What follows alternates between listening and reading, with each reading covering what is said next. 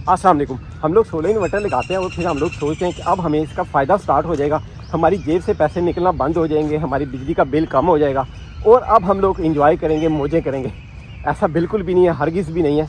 जब आप एक सोलर इन्वर्टर लगाते हैं तो मैं आपको एग्जांपल से बताता हूँ कि आप एक सांप सीढ़ी वाला खेल स्टार्ट कर लेते हैं। आपने लूडो के पीछे देखा होगा कि अक्सर एक आपको खेल नज़र आएगा जिसके अंदर एक सांप मुख्तलिफ जगहों पे आपको नज़र आएंगे और सीढ़ियाँ बनी हुई नज़र आएंगी।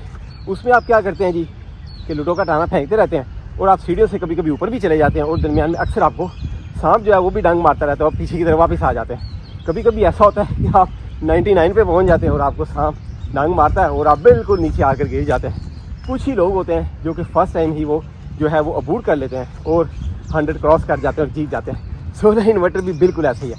अगर आप सोलर इन्वर्टर अपनी छत पर लगाते हैं तो 6 किलोवाट का यूनिट लगाने के लिए आपके तकरीबन 7 से 8 लाख रुपया लग जाते हैं, जिसमें लिथियम आयन बैटरी भी अगर आप लगाते हैं तो और भी चार्जेस आपके बढ़ जाते हैं। आप सोलर प्लेटें लगाएंगे, इन्वर्टर लगाएंगे, बैटरी लगाएंगे, उसके बाद वायरिंग करेंगे, ब्रेकर्स लगाएंगे और आप उस पर 7-8 लाख रुपया यकमुश्त दे देंगे जो आपने कई सालों में बिजली की मद में पे करना था।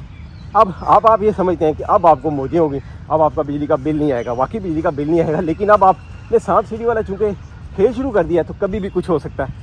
आपके जब इन्वर्टर की वारंटी ख़त्म हो जाएगी तब आपको वो जब ख़राब होने पर ठीक करवाना पड़ेगा तो उसके पैसे देने पड़ेंगे।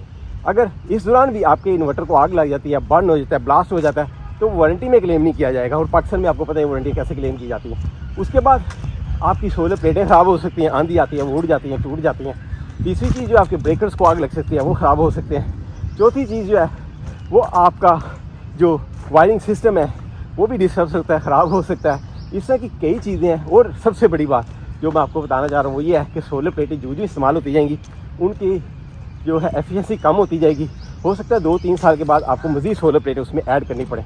तो ये एक सांप सीढ़ी वाला खेल है जो आप स्टार्ट कर लेते हैं। बैटरी भी आपकी ख़राब हो सकती है और डेप्रिसिएशन तो हो ही रही है वक्त के साथ साथ। तो आपकी जेब से हमेशा पैसे जाएंगे, आएंगे कोई नहीं।